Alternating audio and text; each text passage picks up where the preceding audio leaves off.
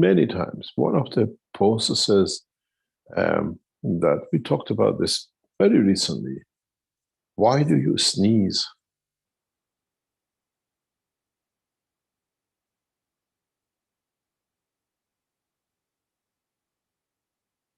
Where does the energy directly go from the nose, passes where?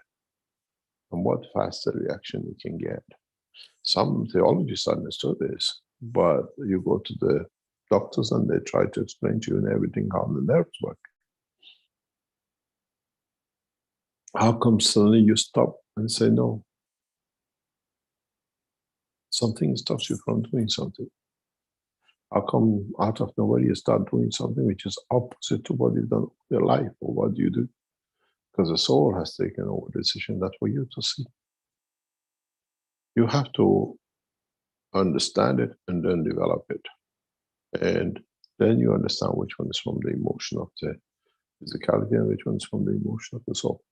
And gradually, you leave everything to the dimension of the soul. Everything to the dimension of the soul. And you go by testing and testing. And we go through the same process. And then you understand how souls work, how things come.